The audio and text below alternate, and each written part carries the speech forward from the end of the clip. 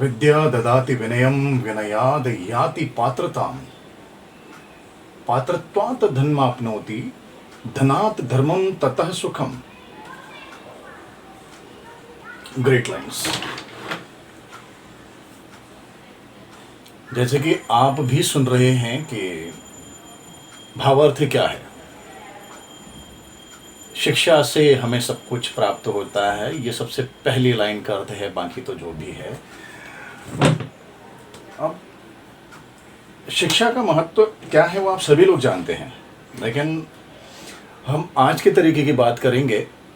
आज हमें किसी भी फील्ड में अगर कुछ भी हासिल करना है तो सबसे पहली बात है कि हमें उस फील्ड के बारे में जानकारी चाहिए। अब जानकारी चाहिए तो उसका एक ही माध्यम है, किताबें। अब ये अलग बात है कि किताबों का आजकल फॉर्म चेंज हो गया है पूरी तरीके से। आप उस चीज़ तक शायद उतना खर्च ना भी करें या फिर उस जगह तक ना भी पहुंच पाएँ, क्योंकि बहुत कम ऐसी जगहें हैं जहां पर सारी चीज़ें उपलब्ध हैं। अगर हैं भी तो बहुत शायद महंगी हो गई, तो इसीलिए उसका डिजिटल फॉर्म भी आप यूज़ कर सकते हैं। अब मेन बात ये आती है कि हमें ये सब चीज़ क्यों करना है। भाई लक्ष्य हासिल करना है ना, तो पढ़ते रहिए। उस फील्ड में, उस क्षेत्र में जहाँ पर आप जाना चाहते हैं या जहाँ पर आप पहुँचना चाहते हैं, उसके बारे में पूरी जानकारी हासिल करने के लिए पढ़ते रहिए।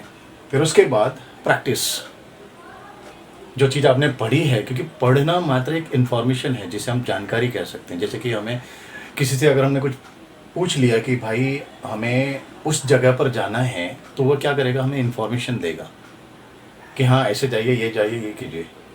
उसके बाद चलना हमें खुद ही है, और जब हम चलेंगे उसके बाद उस जगह पर पहुंचेंगे तो हमें एहसास होगा कि हाँ ये उसने जो कहा था वो ऐसा ऐसा ऐसा ऐसा, ये माध्यम के द्वारा हम यहाँ तक पहुँच सकते हैं। तो ऐसा ही किताबें भी हैं। किताबें हमें इन्फॉर्मेशन प्रोवाइड करती हैं, लेकिन जो हम प्रैक्टिस करते हैं उस प्रैक्टिस के ज़रिए से ही हम कहीं ना कहीं पर बहुत बेहतर जगह पर जहाँ पहुँचना चाहते हैं पहुँच सकते हैं। संघर्ष तो प्रक्रिया है।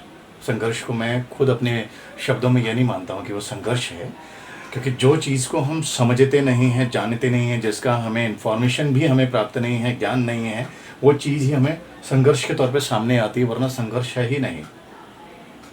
किसी भी क्षेत्र में संघर्ष तब है जब हम जानकारी नहीं रखते।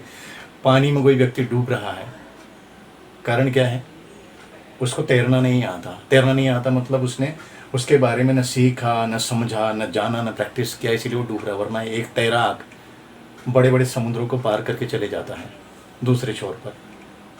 तो टोटल मिलाकर के बात यही है कि हमें पढ़ना ज़रूरी है। जिस भी क्षेत्र में हम जाते हैं उसके बारे में पूरी जानकारी हासिल करने के लिए आज हमारे पास 2-3 फॉर्म हैं। जैसे कि किताबें तो हैं ही, और फिल्में भी बहुत ही बड़ा माध्यम है। सैकड़ों ये तो कहिए लाखों की संख्या में फिल्में बन चुकी हैं हमारे देश और विदेश सभी भाषाओं को मिला करके। लेकिन बात ये आती है कि मैं सिर्फ अभी अधिकतर जो बात करूंगा वो कलाकारों के लिए, हमारे क्षेत्र के लिए।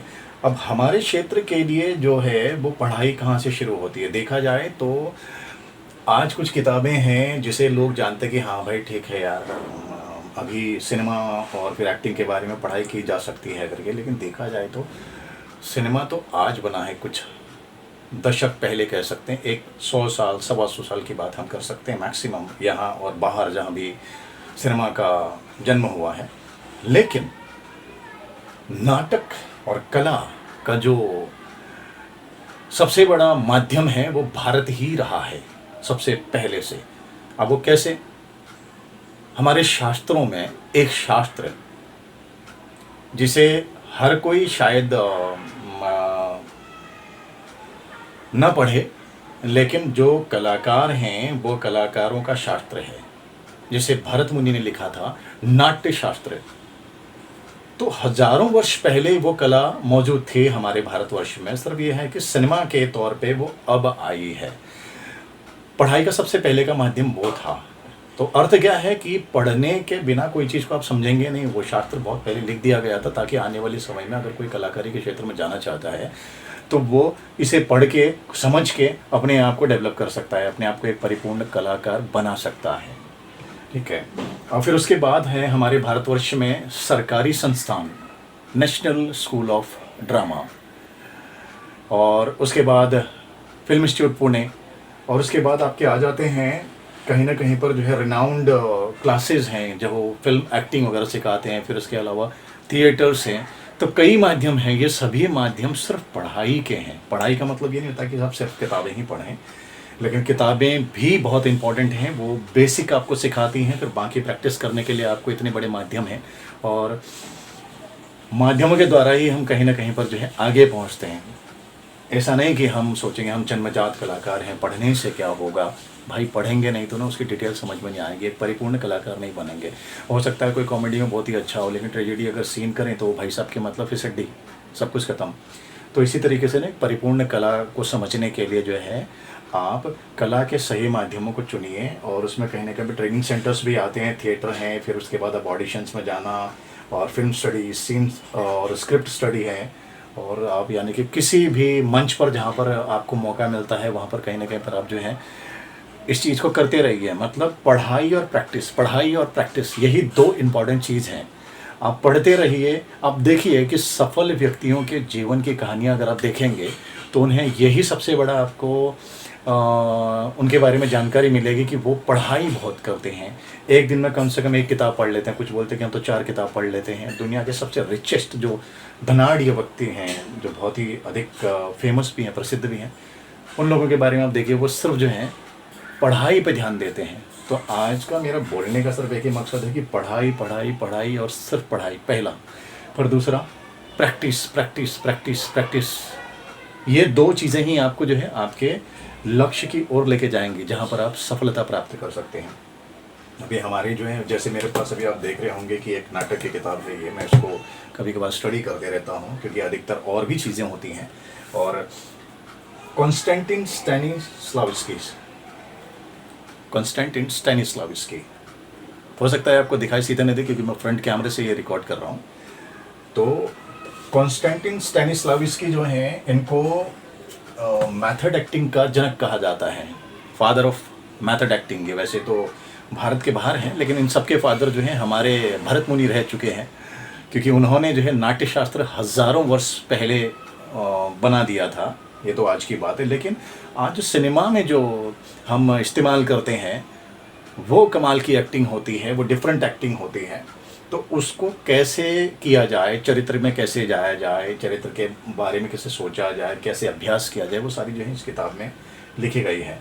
तो टोटल मिलाकर के मैं एक ही बात कहूँगा कि हमें जिस भी क्षेत्र में हम लोग जाना चाहते हैं या हैं, वहाँ पर अगर आपको बेहतर बने रहना है और आगे बढ़ते रहना है, तो निरंतर प्रयास ये रहे कि जितना भी समय आपके पास हो, आप किसी न किसी माध्यम को अपनाएं और पढ़ाई करते रहें, और पढ़ाई के बाद उस पर अमल करें। जैसे यानी कि एक्सपेरिमेंट्स जिसे कहा जाता है, कि आपने पहले सुना कि हाँ ये ऐसा ऐसा ऐसा होता है, लेकिन आप उसको करके भी तो देखेंगे। एक बार फेल हो रहे तो दोबारा करके देखिए, ऐसा कैसे नहीं, वैसा कैसे नहीं। तो इम्पोर्टेंस ऑफ स्टडी, आज मैं इसी के ऊपर थोड़ा सा बात करना चाह रहा था। तो पढ़ते रहिए और पढ़ने के बाद प्रैक्टिस कीजिए, प्रैक्टिस करने के बाद लगे रहिए, और उसके बाद फिर जहाँ आपको जाना है, जैसे कि ऑडिशन की बात मैं करूँगा। ऑडिशन में जाइए, वहाँ पर भी अगर थोड़ा एक आध झटका लगता तो परवाह नहीं कि भाई हाँ नहीं आज यार नहीं, ऑडिशन क्लियर नहीं हुआ, आज ये नहीं हुआ। तो पढ़ते रहिए, प्रैक्टिस करते रहिए, ऑडिशन में जाइए। ऑडिशन में जाने के बाद आपका कहीं ना कहीं पर सिलेक्शन तभी हो सकता है जब आपने उसको पढ़ा हो, समझा हो, प्रैक्टिस की हो। तो आज के लिए इतना ही, क्योंकि पढ़ाई के बारे में हम जितना भी बोलें, जिस तरीके से भी बोलें, बहुत है, लेकिन पढ़ना हर हालत में इम्पॉर्टेंट है, ये आपको समझना है। मेरे कलाकार मित्रों की बात मैं अधिकतर कर रहा हूँ। तो आज के लिए इतना ही, बाय बाय।